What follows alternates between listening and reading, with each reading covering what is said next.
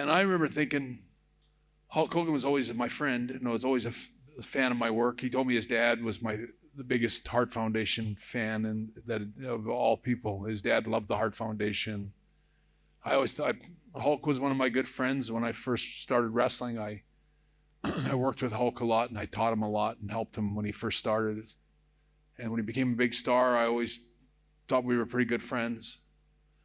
But the day when I won the title, I guess I was no longer Hulk's friend anymore. Because I remember the first time I saw him, I went up to say hi to him, walked down the ramp going into the building, and he was standing against the wall talking to Brutus Beefcake. And I walked up to him, I said, "Hey, Terry," I came up to shake his hand, and he had his arms crossed like this, and he wouldn't even take my hand. He wouldn't shake my hand.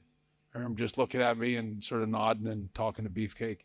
And so I remember just standing there like this with my hand out for about 20 seconds, and I just walked away, and I was like, him. Yeah, so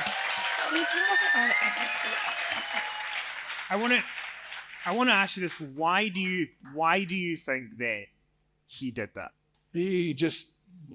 I think he thought he was the big dog and the king dog in the company, and anybody else, I don't think anybody. I think he had problems with Macho Man or Warrior or whoever else. He was a guy that thought he was everything in wrestling, and that everyone else was. We were all backup players to Hulk Hogan, and that's the way he saw it. And once that belt was on me, I became the enemy or somebody that had to be removed. And I still talk to Vince, and Vince is like, no, nothing's changing. No change of plans. Hogan's got nothing to do with you. He's going to be in tag teams with Beefcake and I don't know who, the Money Inc. or something he was wrestling. And he goes, he's just promoting a movie. He's got nothing to do with anything. And so I kept believing that. And then when I showed up in Las Vegas for WrestleMania, the first thing I get is a message to come talk to Vince. And that was the night before. And it was just almost like, I thought it was a joke. Like he goes, "We're taking the belt off you." And I was like, I remember like just sort of like my eyes burning, beams, like light beams through Vince McMahon. But then he laid it all out to me, and I thought it sucked. I thought it was the worst. Regardless of whether it was me in there, I thought that is the finish, and that the fans are going to barf when they see that. And I think, I'm probably pretty close to the truth. I think what really was going on is that Hogan was putting a lot of pressure on Vince to take the belt and take it off me and put it on him. Otherwise, he was going to go to WCW. So I think it was our last. Vince just pulled the plug on me, like everything he said, everything he promised me and said to me didn't matter. Just unplugged that and put in Hulk Hogan again. And I remember so many things about that night. I remember Hulk Hogan telling me that he goes, "I want to thank you so much." And she was like suddenly my friend again. Suddenly we're talking, which I wasn't very talkative if you knew me. But he was back to being my buddy again now that he was getting the belt. And I remember he said to me in the dressing room, he goes, "I'll be happy to return the favor." And I remember I stopped and I looked right at him and I said, "I'm going to hold you to that." And anyway, the truth is, after that, after I lost the belt to Hogan, my popularity or my crowd, sort of my popularity with the company never diminished at all. I was still basically the star of the company, but Hogan was the champion. And I know he did a tour right away. They did a tour over here in England and Europe, all over, and I don't think it did as well. And they were starting to have second thoughts about Hogan, I think Vince was. And all I know is that I could feel that, like sometimes you get like a instinct. I said, I'm probably going to win the belt back. I remember thinking about it. I said, the main event has to be SummerSlam, has to be Bret Hart versus Hulk Hogan. It's going to be the biggest match. of all the wrestlers we got in the company, that's the two guys. That's the one everyone wants to see. Bret Hart versus Hulk Hogan. So I could feel it. And then Vince had called me and said, because I was still over with or without the belt, which was a surprise to me because I thought my time had come, and that I actually thought I failed maybe as champion and didn't do a good enough job for some reason. You famously said in your book that you guys filmed a promo shot of you and Hogan with the belt, which obviously has never come to light. But like, why do you think he would go as far as to shoot that promo shot with you and, you know, tell you, yeah, we're gonna do it, and then like, why did he drop it to Yokozuna and not you? What would have made a difference to him? I don't know. I think what it was to stop him from going to WCW. But what Hogan's motives were, I don't know. I mean, I just know that when Vince had called me and said, you're going to win the King of the Ring, the first one, and we're going to, somewhere in that conversation, this is before the King of the Ring, he said, I remember he called me up I was at home in my day off, and I was in my kitchen, and he called my house. Vince was all friendly, and I remember I answered the phone, and he goes, we're going to put the belt back on you. And I was like, I remember giving my wife at the time the thumbs up, like this is the news I've been waiting for, you know. I kind of thought that something was going to happen. He goes, I'm putting you and Hogan together at SummerSlam. You're gonna beat him right in the middle of the ring with a sharpshooter. And I'm like, I'm telling like to my wife, I'm like, holy like the. And so I was really happy. Like I was like trying to be calm, like great. And he goes, there's only one problem. He goes, I haven't talked to Hulk about it yet.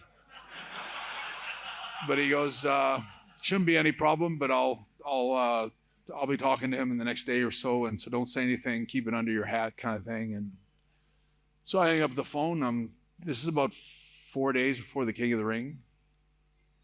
And we went on the road, and I called him from the road. I called Vince every day. And he goes, basically that Hogan's not buying it, doesn't want to do it, doesn't want to put you over, and won't agree to do the finish. He's refusing to put you over. And then I remember Vince telling me almost like he's trying to piss me off. He said, Hogan says you're not in his league, and that that you could never work with him. So I remember I was like, he said, but don't say anything. I got a couple more days to work on him, and I think I can talk him into it for Sunday. So I go to the pay-per-view on Sunday, and I'm pissed off. I'm so mad. I can't believe that Hulk Hogan would do this to me. Like, I was a guy that always thought of him as a friend, and vice versa. And I know I worked really hard to finally climb up that ladder to get to that spot. I worked so hard, and here he was, stopping me from getting my proper push. And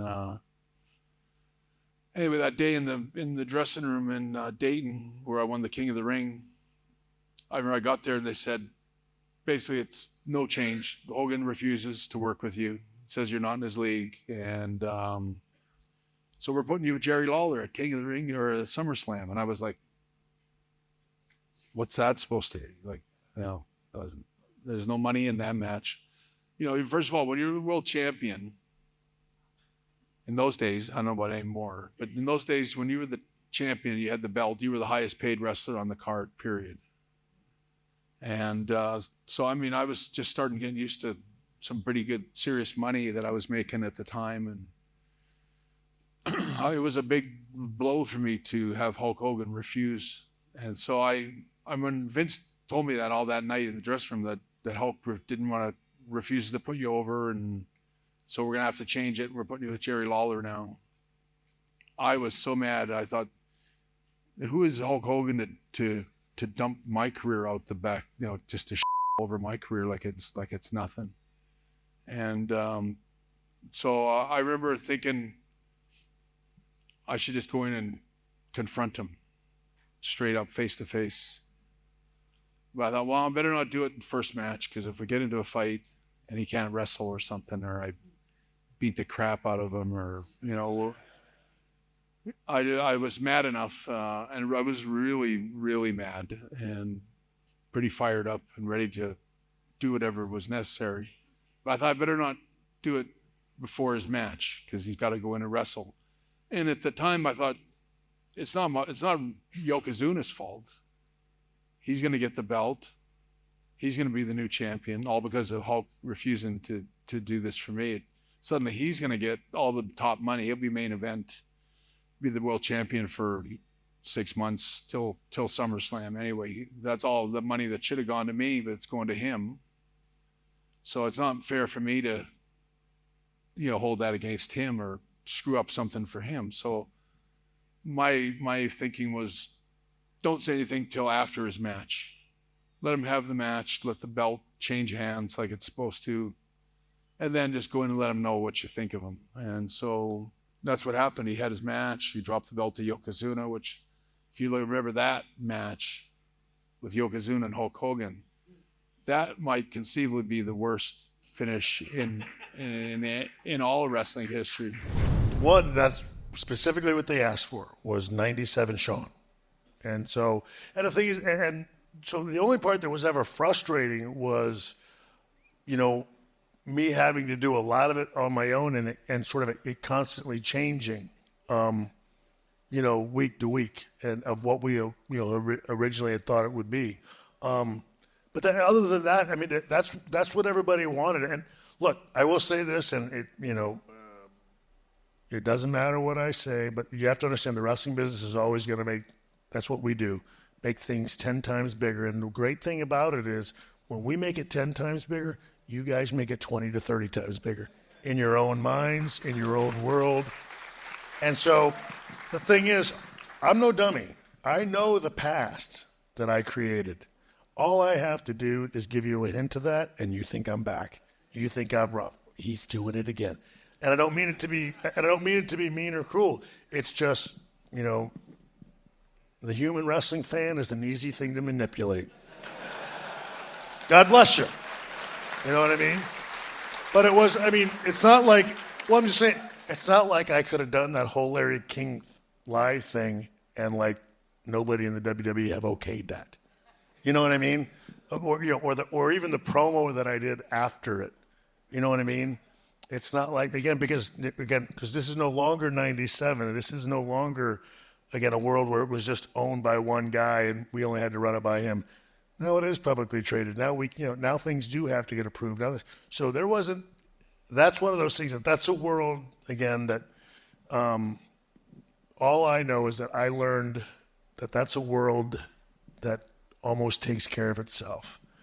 And I don't mean it to be disrespectful, but that's the easiest world to work because you guys are constantly caught up in what you believe to be the real behind the scenes, and all you have to do is mess with the real behind the scenes a little bit, feed that to you guys, and you're off and running with it. It's a piece of cake. You know what I mean? Well, I'm just saying, we as the Click, we did that all the time. That was one of the things we figured out early on is that, holy cow, and the locker room, half of them buy half of that stuff. So look, for what it's worth, the only people who are easier to work than you guys are the guys we're in the dressing room with. It's funny you say that because we did a show in Glasgow once with Scott Hall, and we were talking to him about when they came back in 2002, the NWO thing, and I'd asked him, I said, was it difficult to go in that environment where people are kind of like, he was WCW, whatever, and he talked about an interaction where the Dudley boys came up to him and said, hey, how's it going? And he was like, yeah, cool. Oh, your finish is the 3D? And they were like, yeah. And he was like, can't wait to kick out of it. And they got really annoyed, and he was like, don't worry, I'm only serious. And I guess that's kind of to your point. But you've talked before about in the Hogan thing that it was originally going to be a few matches. Maybe he would win one, you would win one, you'd have a rubber match. So looking back now on it with what it was, are you glad you did it? Is it something that you enjoyed doing when you look back? Yeah. Well, look, I'll put it. One, was one of those things that, for me, I don't care who you are, if you're in this line of work and even remotely in the same era as him, you want to say you were out there with the biggest. Say what you want, but he's the biggest name that this business, you know what I mean, will probably ever see or ever know. And so, look, it's one of those things that you just sort of go, again, same thing with Rick. It's one of those things that you, as a guy, well, I'm just saying, it's one of those things that, look, if you've got this, your own little checklist in your mind, to be able to say that, because again, I was a fan once too, and all of a sudden, then one day you're in the locker room with these guys, and it's like, oh my goodness, and then again, time goes on, then you're their peers and your friends or whatever, and then all of a sudden your business, whatever the case may be, but there's still a part of you is like, I would love to, that's one of the things I'd never done is been out there with Hulk Hogan, and he was back, and it seemed like, look, this is an opportunity for this to be able to happen. Anybody think anything's there? We got anything? And so, and everybody seemed to, think it was something that was viable. So I was definitely into it. Look, I will say that again, it was originally wanted to be, just good guy versus good guy, and it was one of those things where HBK just needed to know, and those things got changed, and again, I knew that it's hard to say, okay, so now I got to be a heel, and one of the things also, like if you're Shawn Michaels, it's like, and again, not the Jesus thing, but it's like even going to church, like I somehow can't be a bad guy on TV. So if you got a hard time with the church people, so do I half the time. Because it's like, so I can't pretend to be something on TV and still go to church on Sunday because that somehow makes me, I'm acting. You know what I mean? And so, look, I got no idea what's going to happen when that Marine 6 movie comes out because I say bad words in it. You know what I mean? Am I going to get in trouble in church when I do that? I don't understand that. I'm playing a part. You know what I mean? And so, and again, for what it's worth, I mean, I'm going to go on a limb and say if it's who he says he is, he already knows what's already in there. You know what I mean? So, and it's either okay or it isn't. And so, so it was that kind of stuff that even as a wrestling fan, I can't be a bad guy anymore without everybody thinking there's a part of me that's really bad. And then sometimes you go like, how many times do we have to go through this? So that's, to your point, that's the only part that gets a little, I guess, like frustrating about it is where pro wrestling is only pro wrestling when you want it to be. And I guess that's the thing that's always been, that's what frustrated the Click all those times way back when is that like it's all built on BS, but if we throw the BS out now, you don't like it. You know what I mean? It's, so it was only that kind of stuff that made it even remotely tough. But I was very, again, thrilled to do it. And even like the match itself, even that's gotten blown out of proportion. All that really did was reveal to me that I made the right choice in not trying to be a heel again because, that is the way I sold when I was a heel. And now you fast forward to 2005 and that's known as overselling. I wouldn't be good at it. I mean, that's the thing because there was only, as I told people, there was only one thing I was trying to do, in that match. And it was a joke. It was a private joke between Kevin Nash and I. Everything else has turned out to have a life of its own, which just honestly, just shows that I'm no longer a good heel anymore because that's how I used to bump for everybody in 95 and nobody minded it. You know what I mean? Well, I'm just saying it's one of those things. I mean, Ziggler does it now and nobody calls it overselling. I'm just saying. I guess that's one of the things that, and that happens 100%. And I don't mean it to be, critical. And it's okay, but that happens 100% because I'm Shawn Michaels. I think Hulk Hogan was pulling the strings on Eric Bischoff like a puppet, and he was such a piece of shit, really.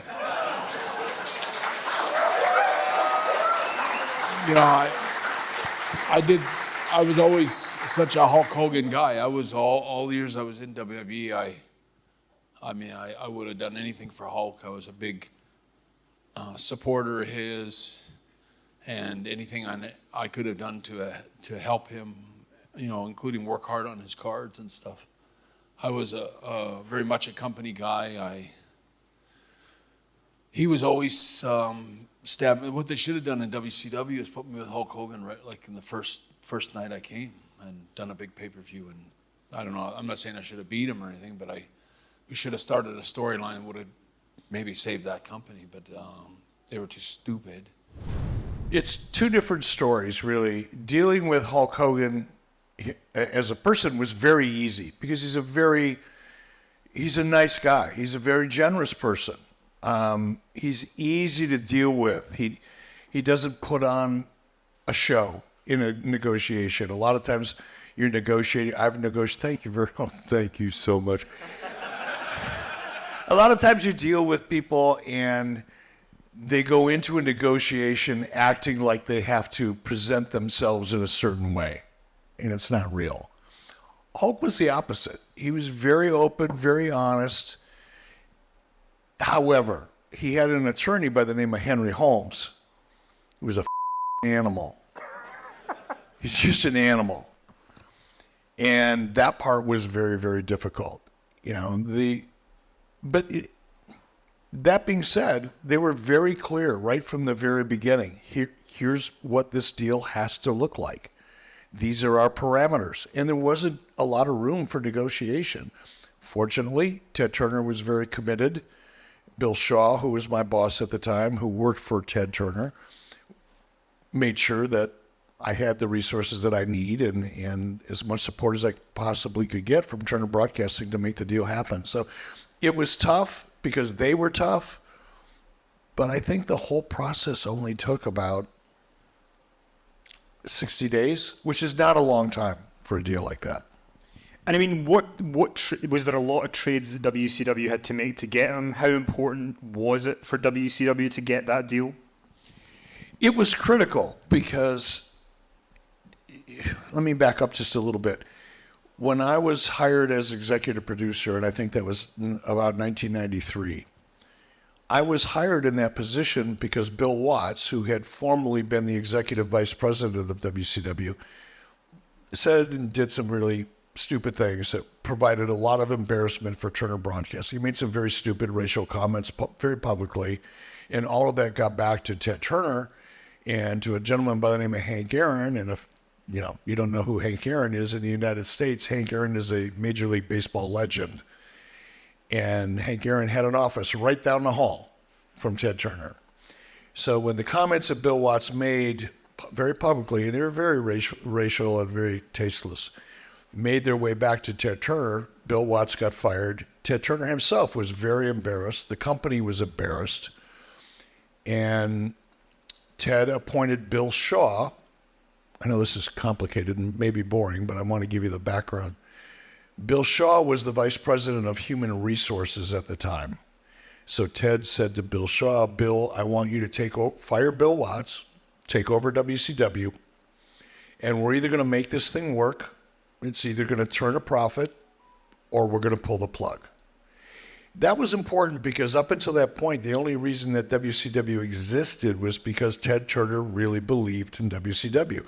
All of the other senior executives in Turner Broadcasting at that time really wanted to get rid of it. They had tried to talk Ted into getting rid of WCW, but Ted was adamant. He was determined to keep WCW as a part of Turner Broadcasting. But at this point that I'm referring to in 1993, even Ted Turner had had his fill.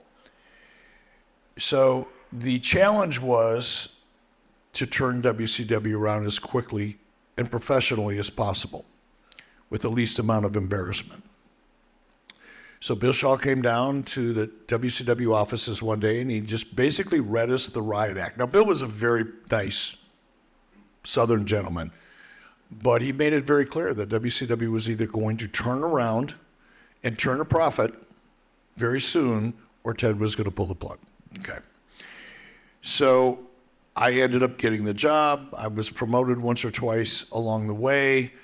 We actually started at least appearing as though there was a half a chance that we could make a profit.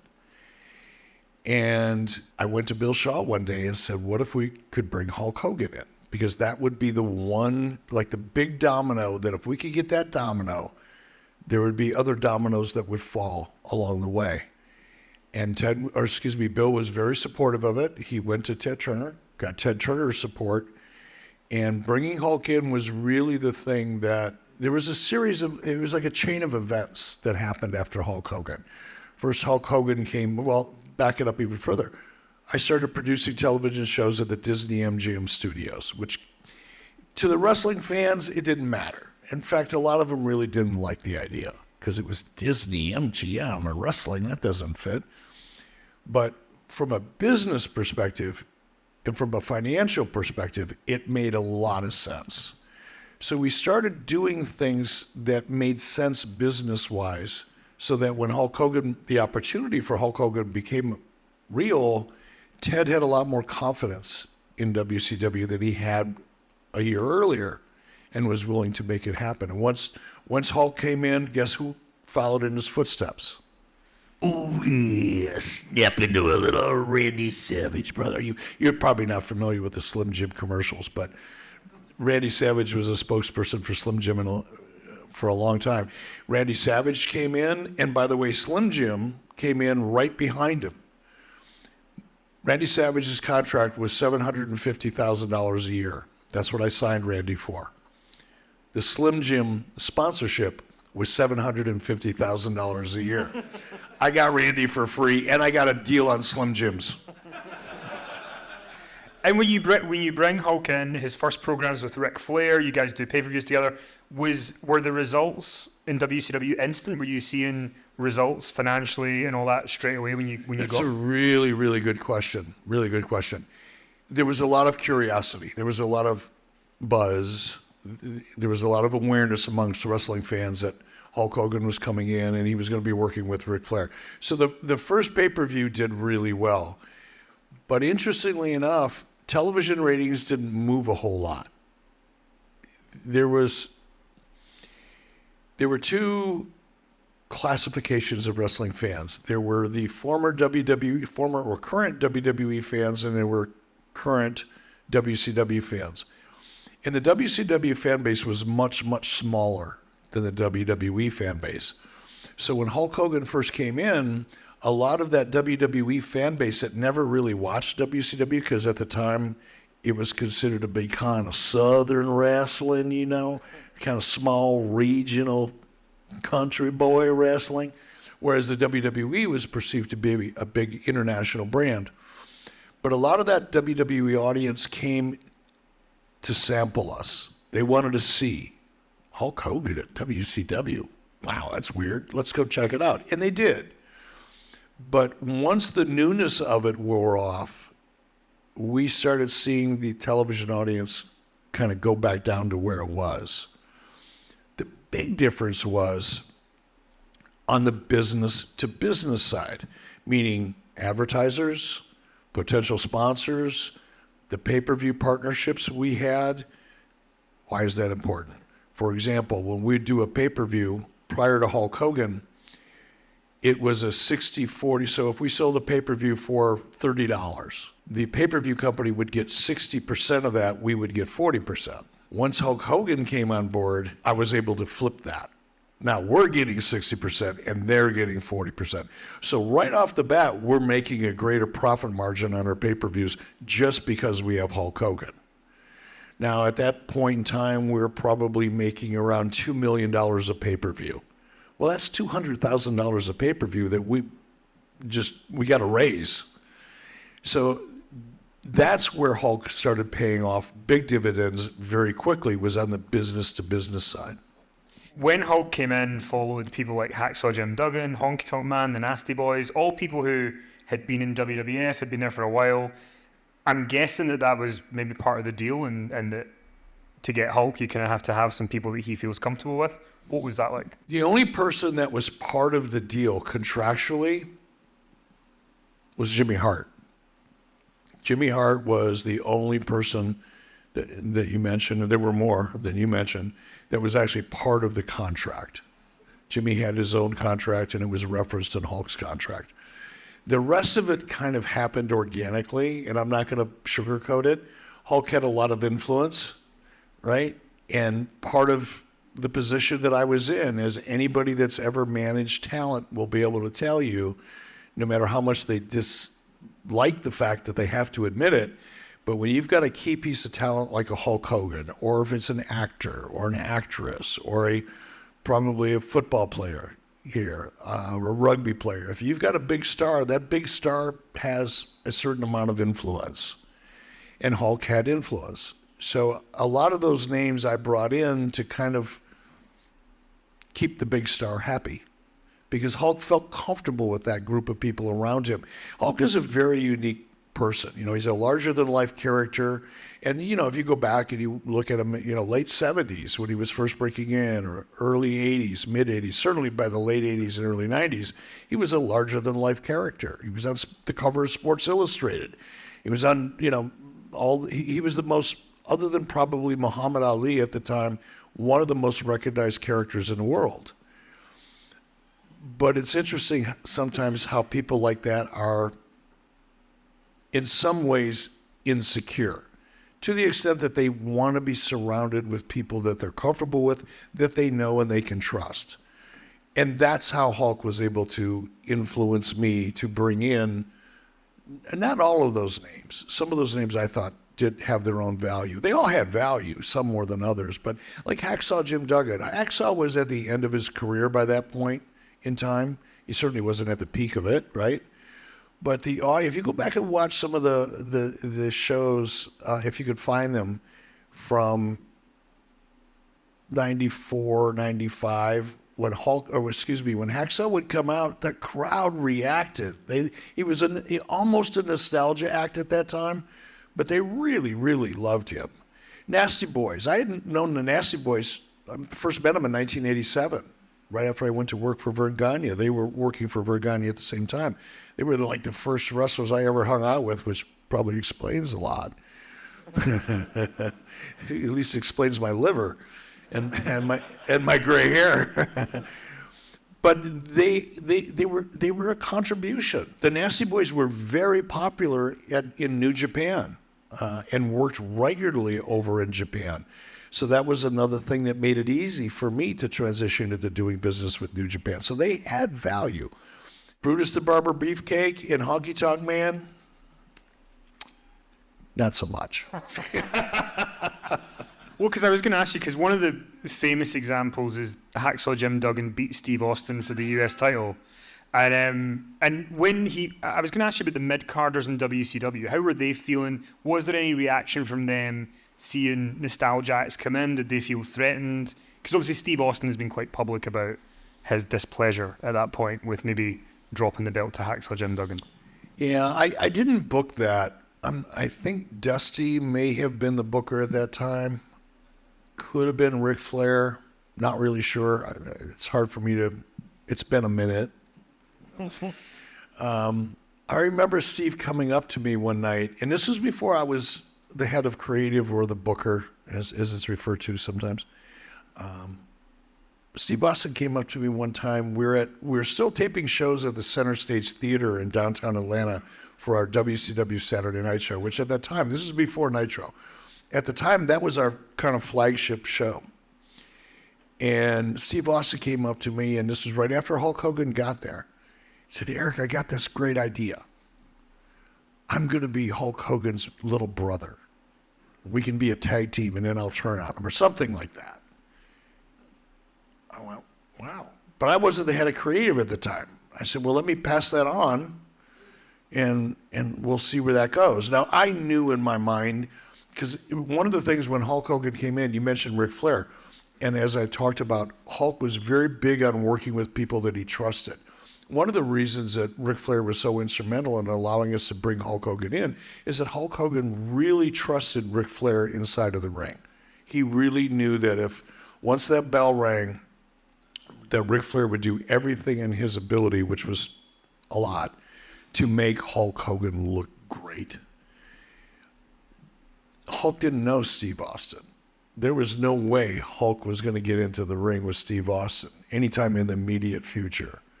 So Steve Austin pitches the idea to me. I took it to whoever I took it to. I think it might have been Dusty, or whoever it was. Dusty or Rick decided, we're going to have Steve Austin lose to Hacksaw Jim Duggan. That was probably the tipping point for Steve Austin. As far as the rest of the locker room, I would say it was split down the middle. You know, a lot of the people that were in WCW at the time had formerly worked for WWE when Hulk Hogan was there, a number of them. They knew that where Hulk Hogan went, the money followed. They wanted to be a part of that. So I would say it was maybe not 50-50, but I would say there was probably 60% of the people were afraid for their jobs, afraid for their position, because not only because of Hulk, because of the people that Hulk was bringing in, but the other 40% were like, this could be really good business for us in the future. And they were supportive.